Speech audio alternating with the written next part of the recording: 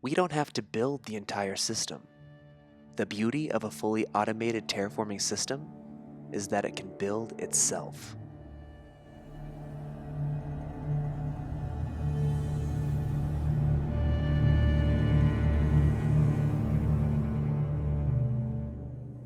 Welcome to Legends, a series that delves into the lore within Horizon Zero Dawn, a world with an abundance of powerful and moving history begging to be explored. Today, we continue to examine the many machines of Gaia and the respective roles that allowed life to begin again on a barren biosphere. In this video, we focus on the machines that laid the groundwork for Project Zero Dawn, the Scavengers. To begin, I'd like to go back to the quote that began this video. This is pulled from Dr. Elizabeth Sobek's holographic presentation of Project Zero Dawn. Upon creating the project, Dr. Sobek knew there was no way to see her project through to completion. With only 419 days to construct the most ambitious and essential undertaking in all of human history, the best that could be done was to lay the foundation for a program that could continue her vision long after she was gone. In the end, her goals were achieved, and Gaia was born. With so little time for construction, however, it's hard to imagine the gathering of raw materials to continue the work of Zero Dawn was scarce at best. This is where the first Scavengers came into being. Small but rugged, there are only two machines that fall into this classification, the Scrapper and the Glinthawk. There is no debate concerning their current functions, as they can often be seen breaking down broken machines to keep the remains from contaminating the environment, and recycling materials to convert into new machines and other Zero Dawn necessities. Looking deeper into these machines, however, has led me to think they may have played a much larger and more essential role in the beginning of Gaia's mission than previously thought. Before any kind of terraforming could begin on Earth, the Pharaoh swarm that had ravaged the planet had to be shut down, permanently. Zero Day, the day on which all life ceased to exist, did not put an end to the Pharaoh swarm. It only forced it into hibernation until another source of fuel revealed itself. Meaning, any kind of organic life appearing would have reawakened the plague and made the efforts of Zero Dawn futile. This is where I feel the original purpose of the Scavengers lie, as part of Gaia's sub-function, Minerva. Minerva was designed to do what humanity could not in the time it was afforded.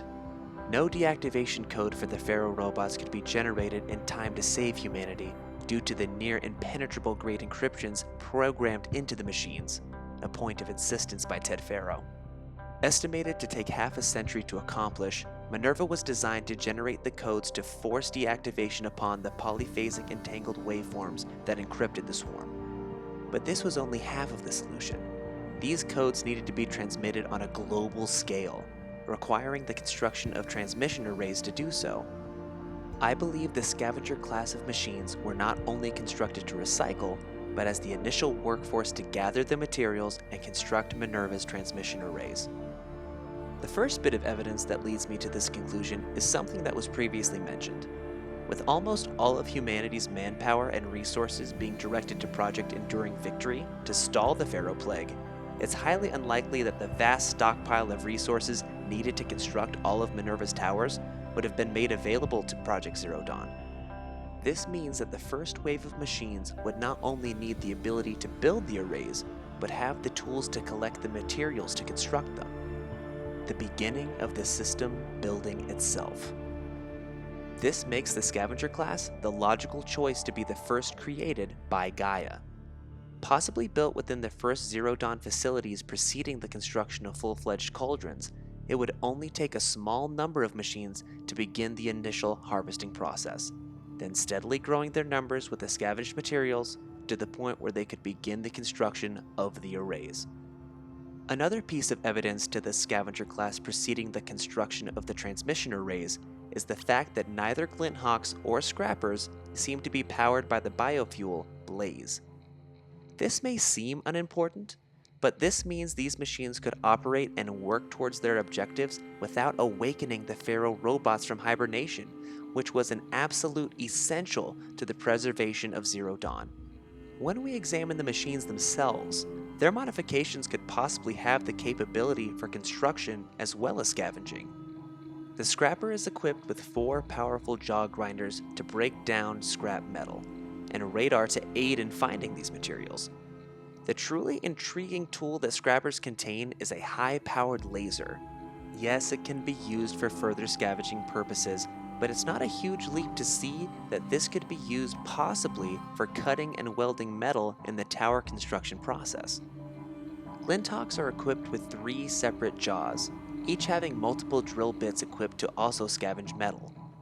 These jaws are also well designed to grip and carry objects, potentially hauling pieces of material to the higher levels of the transmission arrays.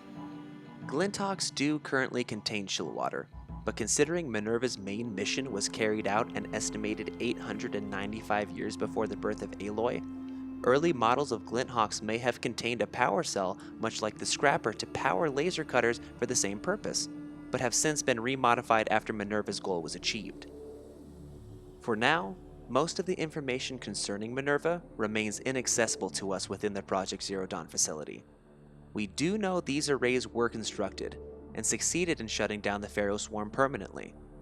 Something had to have built these metal monoliths, and until new revelations come to light, it seems clear that there were no better machines to lay the groundwork for Gaia's new world than the Scavengers. And with that, our journey comes to an end. If you'd like to see more content like this, likes and shares are always appreciated. And if you really like our stuff, subscribe away. If you have any thoughts on the Scavengers, or just have an awesome topic idea for our next video, let us know in the comments down below. And until next time, thanks for watching and keep questing.